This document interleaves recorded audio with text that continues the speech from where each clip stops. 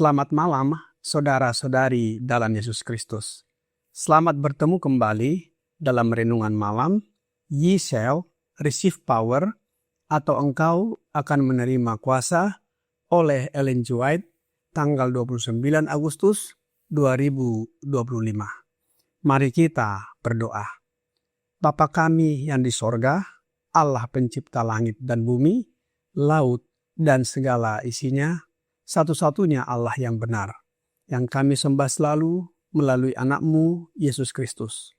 Pada malam ini, kami bersyukur dan berterima kasih oleh sebab penyertaan dan perlindungan Bapa sepanjang hari dalam aktivitas dan pekerjaan kami. Mohon karuniakan Roh Yesus Kristus dalam hati kami, sehingga dapat mengerti firman-Mu dan menghidupkannya dalam kehidupan kami sehari-hari. Besertalah dengan kami sepanjang malam ini, ya Bapa. Kami persembahkan doa ini di dalam nama Yesus yang adalah Tuhan dan Juru Selamat kami. Amin. Renungan malam ini akan dibacakan oleh Saudara Pratal Sirait. Kepada Saudara Pratal, kami persilahkan. Renungan firman Tuhan yang berjudul Pesan Penutup yang ditujukan kepada pemuda. Mengenai diriku, darahku sudah mulai dicurahkan sebagai persembahan, dan saat kematianku sudah dekat. Aku telah mengakhiri pertandingan yang baik. Aku telah mencapai garis akhir, dan aku telah memelihara iman. Sekarang telah tersedia bagiku mahkota kebenaran yang akan dikaruniakan kepadaku oleh Tuhan, Hakim yang adil pada harinya. Tetapi bukan hanya kepadaku, melainkan juga kepada semua orang yang merindukan kedatangannya. 2 Timotius 4 ayat 6-8. Aku tak berharap umur panjang, pekerjaanku hampir selesai. Katakan kepada kaum muda kita bahwa aku ingin kata-kataku menyemangati mereka dalam cara hidup yang paling menarik bagi makhluk surgawi, dan agar pengaruh mereka terhadap orang lain menjadi paling mulia. Di malam hari saya memilih dan menyingkirkan buku-buku yang tidak bermanfaat bagi kaum muda. Kita harus memilihkan bagi mereka buku-buku yang akan mendorong mereka kepada ketulusan hidup dan menuntun mereka kepada pembukaan firman. Hal ini telah disampaikan kepada saya sebelumnya, dan saya pikir saya akan mendapatkannya sebelum Anda dan mengamankannya. Kita tidak mampu memberikan bacaan yang tidak berharga kepada kaum muda. Buku-buku yang menjadi berkat bagi pikiran dan jiwa sangat dibutuhkan. Hal-hal ini terlalu dianggap remeh. Oleh karena itu, umat kita harus memahami apa yang saya katakan. Saya rasa saya tidak akan memiliki lebih banyak kesaksian bagi jemaat kita. Orang-orang kita yang berpikiran jernih tahu apa yang baik untuk mengangkat dan membangun pekerjaan ini. Namun, dengan kasih ilahi di dalam hati mereka, mereka perlu mempelajari hal-hal tentang Tuhan lebih dalam lagi. Saya sangat berharap agar kaum muda kita memiliki tingkat bacaan yang tepat. Dan dengan begitu, orang tua pun akan mendapatkannya. Kita harus tetap memperhatikan daya tarik religius dari kebenaran. Kita harus menjaga pikiran dan otak tetap terbuka terhadap kebenaran firman Tuhan. Setan datang ketika manusia tidak menyadarinya. Kita tidak boleh merasa puas, karena pesan peringatan telah disampaikan sekali. Kita harus menyampaikannya berulang kali. Terima kasih atas penata layanan Saudara Pratal. Tuhan Yesus memberkati. Kemarin malam, kita sudah mendengarkan renungan dengan judul Petunjuk bagi Pemuda. Pada malam ini, dilanjutkan dengan judul Pesan Penutup yang ditujukan kepada pemuda. Rasul Paulus menuliskan di dalam ayat inti 2 Timotius 4 ayat 6-8. Ayat ini ditulis oleh Rasul Paulus pada masa penahanan terakhirnya di Roma, menjelang kematiannya di bawah penganiayaan Kaisar Nero pada akhir masa pemerintahannya sekitar tahun 67 sampai 68 Masehi. Diperkirakan Paulus wafat pada tahun yang sama dan tidak lama setelah ia menulis ayat inti ini. Ayat ini menjadi semacam salam perpisahan terakhir dan wasiat rohani kepada Timotius dan gereja-gereja yang pernah ia layani. Rasul Paulus menyampaikan pesan penutup yang mendalam kepada Timotius, rekan sekerjanya yang masih muda. Mari kita baca kembali ayat tersebut.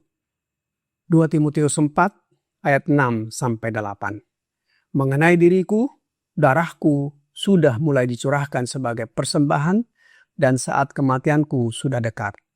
Aku telah mengakhiri pertandingan yang baik, aku telah mencapai garis akhir, dan aku telah memelihara iman. Sekarang telah tersedia bagiku mahkota kebenaran yang akan dikaruniakan kepadaku oleh Tuhan, Hakim yang adil, pada harinya. Tetapi bukan hanya kepadaku, melainkan juga kepada semua orang yang merindukan kedatangannya. Rasul Paulus menuliskan bahwa darahku sudah mulai dicurahkan sebagai persembahan. Ini adalah pernyataan di mana Rasul Paulus sadar akan akhir hidupnya. Aku telah mengakhiri pertandingan yang baik. Aku telah mencapai garis akhir dan aku telah memelihara iman. Hal ini menyatakan keyakinan akan pengabdian yang telah ia lakukan selama hidupnya kepada Tuhan Yesus. Sekarang telah tersedia bagiku mahkota kebenaran, bukan hanya kepadaku saja, melainkan juga kepada semua orang yang merindukan kedatangannya. Menyatakan bahwa pengharapannya akan upah surgawi. Inti pesannya kepada Timotius bahwa hidupnya adalah perjuangan iman yang telah ia selesaikan dengan setia. Ia ingin memberi teladan kepada Timotius untuk melanjutkan perjuangan rohani dengan setia hingga akhir hidup. Apa yang disampaikan Rasul Paulus sebelumnya kepada Timotius? Kita bisa buka ayat-ayat sebelumnya di dalam 2 Timotius 4 ayat 2 sampai 5. 2 Timotius 4 ayat 2, beritakanlah firman, siap sedialah baik atau tidak baik waktunya. Nyatakanlah apa yang salah, tegurlah dan nasihatilah dengan segala kesabaran dan pengajaran. Ayat 3, karena akan datang waktunya, orang tidak dapat lagi menerima ajaran sehat, tetapi mereka akan mengumpulkan guru-guru menurut kehendaknya untuk memuaskan keinginan telinganya. Ayat 4, mereka akan memalingkan telinganya dari kebenaran dan membukakannya bagi dongeng. Ayat 5, tetapi kuasailah dirimu dalam segala hal. Sabarlah menderita, lakukanlah pekerjaan pemberita Injil, dan tunaikanlah tugas pelayananmu. Bila mana kita lihat pesan akhir daripada Rasul Paulus ini kepada Timotius, hal-hal ini telah terjadi di zaman kita sekarang ini. Rasul Paulus meninggalkan teladan hidup yang menguatkan bagi Timotius untuk melanjutkan pekerjaan pelayanan Injil ke Listra, ke Efesus, Tesalonika, Filipi, Korintus, Roma, Yerusalem, dan tempat-tempat lainnya. Demikian juga halnya dengan Nyonya Ellen G. White, menyampaikan pesan kepada pemuda 3 bulan lebih sebelum akhir hidupnya.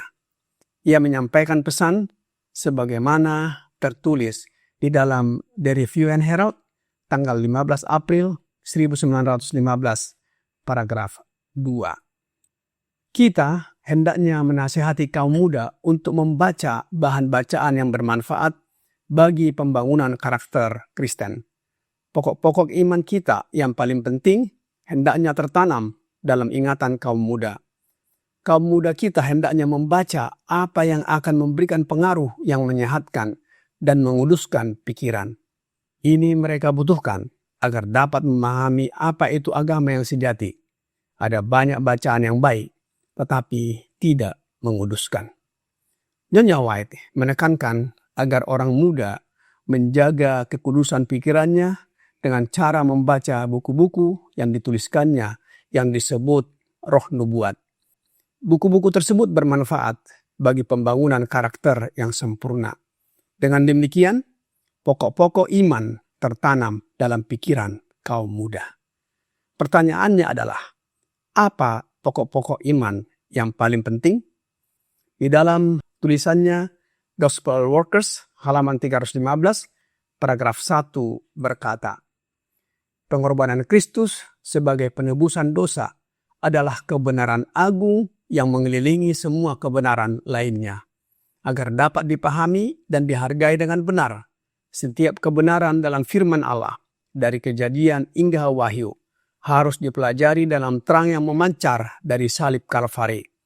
Saya mempersembahkan di hadapan Anda monumen agung, belas kasihan, dan kelahiran kembali, keselamatan dan penebusan. Anak Allah yang ditinggikan di kayu salib, inilah yang harus menjadi dasar dari setiap khotbah yang disampaikan oleh para pelayan kita. Alkitab dan tulisan roh nubuat harus dipahami dan dihargai, khususnya bagi orang-orang muda.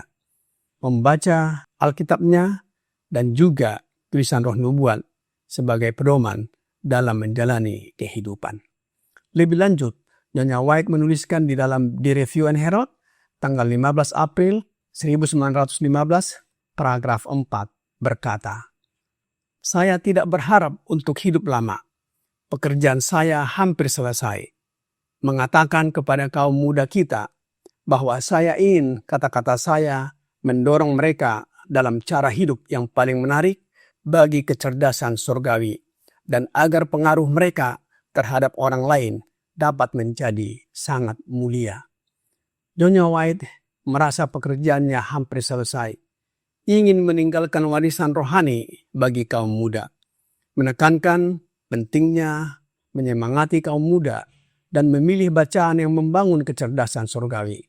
Sehingga pengaruh mereka kepada orang lain menjadi sangat mulia yang ditunjukkan dalam kehidupan mereka. Dalam renungan malam ini, Ye Shall Receive Power, halaman 250, paragraf 4, berkata, saya rasa saya tidak akan memiliki lebih banyak kesaksian bagi jemaat kita. Orang-orang kita yang berpikiran jernih tahu apa yang baik untuk mengangkat dan membangun pekerjaan ini. Namun dengan kasih Allah di dalam hati mereka, mereka perlu mempelajari hal-hal tentang Allah lebih dalam lagi. Saya sangat berharap agar kaum muda kita memiliki tingkat bacaan yang tepat. Dengan begitu, orang tua pun akan mendapatkannya. Kita harus tetap memperhatikan daya tarik religius dari kebenaran. Kita harus menjaga pikiran dan otak tetap terbuka terhadap kebenaran firman Allah. Setan datang kepada manusia tidak menyadarinya. Kita tidak boleh merasa puas karena pesan peringatan telah disampaikan sekali. Kita harus menyampaikannya berulang kali. Saudara-saudari dalam Yesus Kristus, Rasul Paulus dan Nyonya Ellen G. White sama-sama memberikan pesan terakhir yang sangat relevan bagi generasi muda. Mereka berdua menekankan pentingnya iman, ketekunan dalam perjuangan rohani, dan perlunya hidup yang sungguh-sungguh dalam kebenaran, baik melalui tindakan maupun hal-hal yang mempengaruhi pikiran seperti bacaan. Pesan mereka adalah warisan bagi setiap orang yang rindu akan kedatangan Kristus dan ingin memelihara iman sampai akhir. Kiranya renungan malam ini membawa pembaharuan bagi kita. Tuhan Yesus memberkati kita semua. Mari kita berdoa. Bapa kami yang di sorga, kami bersyukur dan berterima kasih atas firman yang sudah kami dengarkan malam ini. Kami mohon Bapa menuntun kami agar selalu mengikuti firman-Mu dan berjalan di jalan yang telah Bapa tunjukkan kepada kami. Jadikanlah kami alat-Mu agar dapat menuntun orang lain untuk datang kepadamu dan bertobat. Mohon ampuni kami atas dosa dan pelanggaran yang kami perbuat. Kami persembahkan doa ini hanya melalui anak-Mu, Yesus Kristus, yang adalah Tuhan dan Juru Selamat kami. Amin.